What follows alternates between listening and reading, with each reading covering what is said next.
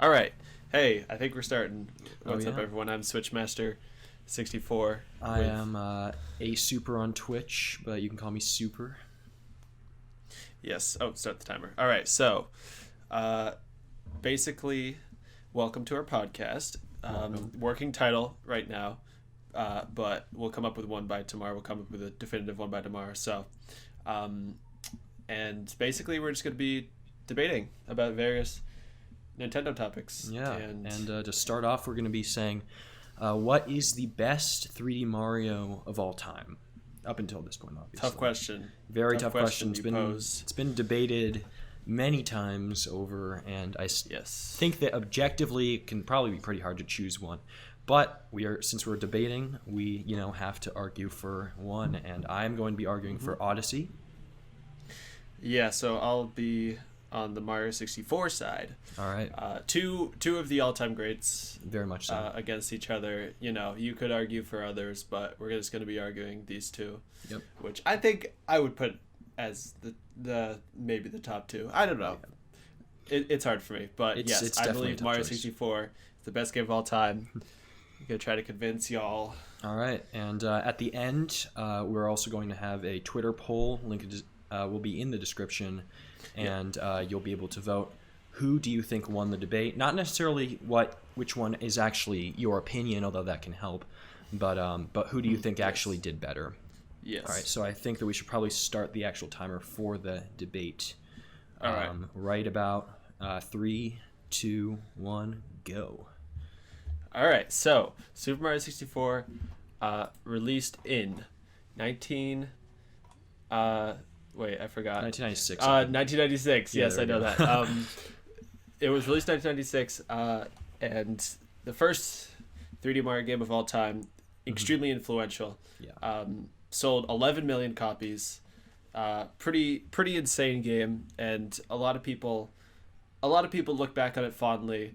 But there are some critics and some people who think that it has aged poorly, and I strongly disagree with that. So, I think at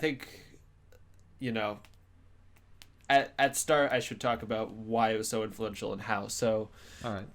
Mario 64 was one of the most ambitious games Nintendo's ever done. Miyamoto actually wanted to put 32 worlds in Mario 64, but he could only fit 15 after delaying the game 5 months. So after delaying the game 5 months, they only achieved half of the worlds that Miyamoto wanted. So, off the bat, Miyamoto had insane ambitions for this game. But with insane ambitions comes sometimes, unrealistic expectations. And but this game did deliver, and this game managed to provide the first free-flowing camera in video game history, 3D video game history. Even though some people complain about it, the first free-flowing camera, along with really addictive movement and amazing world layout, solid music all around, in general, an extremely fun experience. Yeah. Which, I got a quote from someone, actually, the Grand Theft Auto developer, Dan Houser. He said, anyone who makes 3D games who says they've not borrowed something from Mario or Zelda on the N64 is lying. So yeah, that's pretty funny. Yeah. I found that true. And when you look at Mario Odyssey, some people say it's like the spiritual successor to Mario 64. You can definitely see a lot of its influence on that. Yeah. And Mario Odyssey, has a lot of advantages, however, over 64. And while you make the point that Mario 64, you still feel like it holds up well, I would argue that it actually doesn't hold up as well as you might want to believe. It honestly, if you look at it objectively, it's pretty ugly. Although for the time it was absolutely, revolutionary because it was 3D. It blew people's minds enough that they didn't have to pay attention to the art. It really doesn't look very good. Low polygon objects, low quality textures, and also runs at 30 frames per second, which, while not terrible, since it's usually consistent except for areas like Dire Docks, for example. Yeah. It makes it easier to pull off speedrunning tricks, but it does not feel anywhere near as buttery smooth as the 60 frames per second that Odyssey is able to pull off. Well, yeah, but even Sunshine wasn't. Even Sunshine isn't, but you can still feel it in Sunshine. And the music also is quite catchy in Mario 64, I'll give you that. But it only has a handful of unique tracks that are pretty much reused over and over again in different areas of the game. Whereas Odyssey has dozens and dozens of different music, which I would argue is just as good. Yeah, I'd say music in Odyssey is interesting because it's kind of like in Breath of the Wild, super ambient. Mm-hmm. It's a little more noticeable than Breath of the Wild, but it's super I'd ambient. argue a lot more noticeable than Breath of the Wild. Yeah, it's like, you kind of get the sense that you're in that world more than Mario 64. But like that's expected considering it came out way longer. People have been experimenting with atmospheric sounds. Yeah. They'd had 2 decades to do that. Mm-hmm. But the other thing is that Mario 64 has. You also mentioned the controls as well. I feel like the Mario 64 control scheme, if you want to go to argue that point, I would say that the Odyssey one is just a little bit better, a little bit more refined. There's definitely some aspects of Mario 64 where you can feel the controls fighting against you, like wall jumps can be difficult for people to pull off at first, and water movement and the wing cap are pretty terrible in Mario 64, which they really were able to actually make water movement somewhat intuitive in Odyssey, which I found to be pretty Mario 64 does have some unintuitive controls like that, but Mario Odyssey also does in the form of motion controls, which while not required are extremely unreliable. Not extremely, but fairly unreliable. And you said that 64 controls might be a little bit hard to get into, but the advantage is once you get into them, you can do really crazy stuff. Which is why, I could bring up ROM hacks and people might be like, oh, ROM hacks aren't part of the original game. But the reason so many ROM hacks came out of Mario 64 is the control scheme is extremely, it gives itself to controlling some insane platforming. I would also say that that's because it's on the N64, so it's pretty easy to emulate, and because it's relatively easy to make a Mario 64 ROM hack without worrying about it looking good, whereas with like Sunshine or Galaxy, it's a little bit more difficult to do that because of the higher, quality appearance of the game. That's true.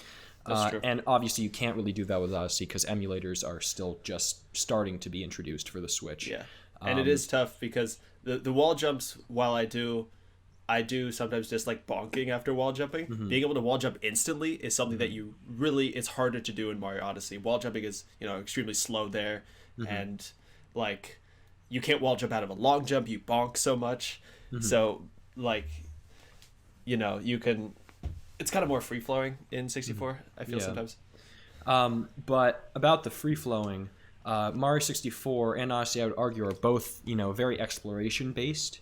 But Mario 64 really doesn't give you that many rewards for exploring because it only has 6 regular stars per area, and some of those stars you can't even access in each like specific, variation of the area or layout.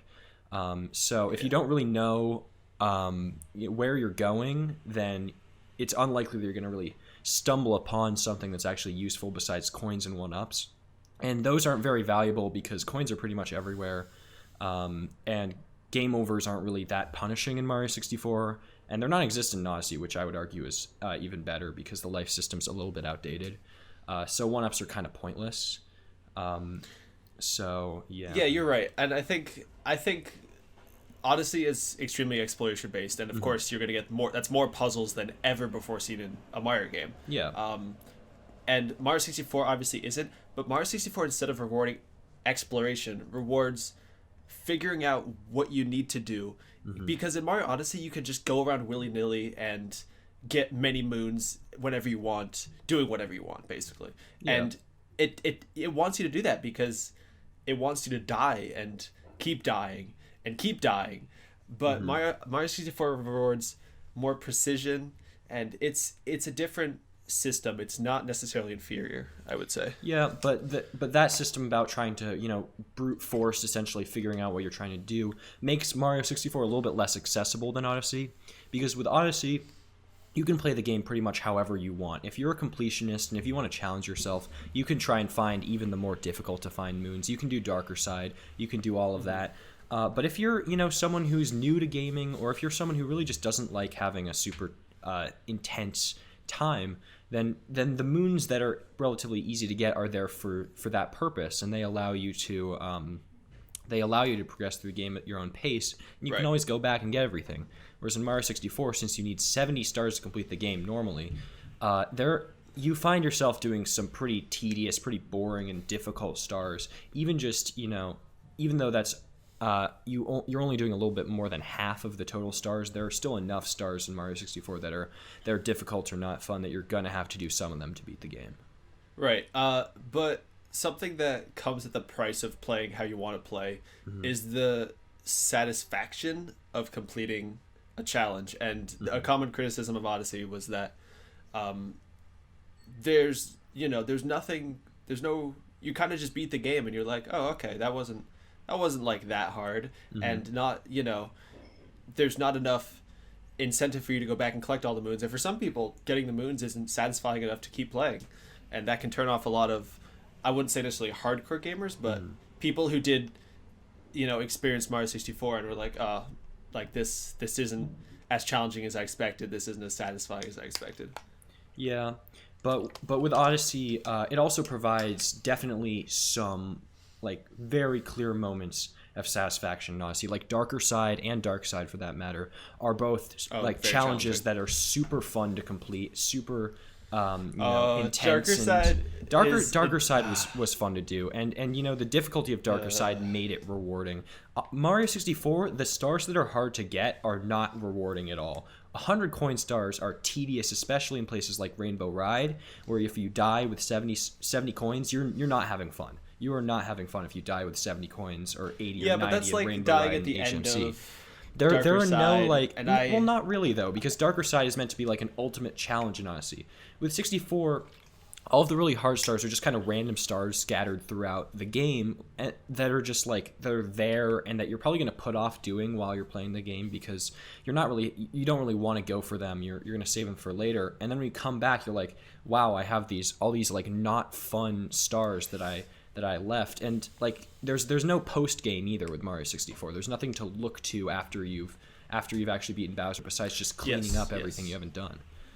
But the post game isn't as bad as some other games. It's just the same thing, which I think is a good post game to just go back and do the same thing. And of course there's Yoshi, who's a nice addition. But there's Yoshi in Odyssey too. So. What I like about Mario 64 is Yoshi sucks in Odyssey. I hate him. Okay. Even though he's at least you can you can at least do stuff. You can't in Mario 64, but like what I like about Mario 64 is that you see these hard stars and you're like, I can do them now, or I can come back later. You have the option. In Mario Odyssey, you get to this Darker Side and you're like, oh well, I got to do it. Like, I'm not gonna. You don't see it until after the game. It's not always available, which is it's kind of a minor thing, but I do appreciate having all the stars. Not all the stars available from the beginning, but you can get most of the stars on your first playthrough, and you don't need to beat the game. That is true, but at the same time, when you reach Darker Side, you're probably going to be ready to be able to do it. And about that, I would say the pacing of Mario Odyssey is a lot more consistent than Mario 64, because Mario Odyssey's pacing, it doesn't just drop you into the castle with Mario 64 and expect you to either have the manual or have some prior experience with the game and just start going and doing things. Mario Odyssey actually has a little bit more story. It has a little bit more linearity that allows you to actually improve rather than just jumping right into really annoying stars without even knowing that they're going to be annoying. Like you get HMC relatively early on in the game, and that is a very difficult area. Whereas with Odyssey, you know that since you're going through the kingdoms, the pacing just feels a lot more consistent. There's no random difficulty spikes, and there's no strange moments where you don't know at all what you're doing, because the game will always provide you with a way to know. You can still go in, and there's not like any hand-holdy tutorials either. It just shows you what to do kind of intuitively, and I do appreciate that about Odyssey. Yeah, I think the intro section in Odyssey is much cleaner than 64. I'll acknowledge that. Yeah. I guess what I'd say is that Nintendo was like, the pacing is nice in Odyssey, but it does feel super safe, and it does feel linear, even though it's not. But like, it does feel sometimes like, the game plops a boss down in front of you. You don't have to go and seek it. Especially in the worlds, like my least favorite parts were when I wanted to go to Metro Kingdom, but it would take me into Lost World, and I couldn't escape until I beat Lost World. And I was like, I don't want to play this. Like, I wanted to go to somewhere else. And sometimes the story just like injects itself into the gameplay in a slightly annoying way, I'd say, where Mario 64, the story keeps out of your way and you have complete control over where you go and what you do. Well, but not necessarily, because there are some pretty arbitrary star requirements in Mario 64 that kind of break that idea. Because like, you can either have complete exploration, as Mario 64 wants to, but then it also kind of just plops down star doors, and you're like, okay, I want to go fight Bowser, but you need 8 stars or 30 stars or however many you need. And then there's also like MIPS for some reason, which is just really annoying to get, and doesn't feel like something that should be there. So on the subject of like actually being able to do things without having them, having arbitrary requirements, Mario 64 still does have those. So it just seems like... right. Yeah, I think what they were mostly trying to do is like get you ready to go to Bowser and Bowser in the Dark World, because they don't want you going there right away, because you're probably gonna die if you haven't mastered the controls. Yeah. And that's kind of the purpose of Odyssey's, like more linearity without seeming arbitrary is kind of what Odyssey is able to pull off. Yeah, I guess that's a fair point. But I don't think the pacing of 64 is necessarily that much worse, or worse at all. That's what I feel. Yeah, pretty much. And like, some people, when I think about Mario 64, I think about, the first thing that comes to mind is Mario Bros. 1. In general, because they're both cornerstones of the series, and like, where Mario 64 brought so much to the table, Mario Odyssey kind of just refined that, and I think I prefer the more ambitiousness of 64 in general. Yeah, but if you're looking at the ambitiousness, Mario 64 was just one part of the transition to 3D. I mean, you even say it yourself. Other, like Ocarina of Time, for example, and like Mario Kart 64, GoldenEye 64, those were all pretty crucial factors in defining what 3D games would actually end up looking like.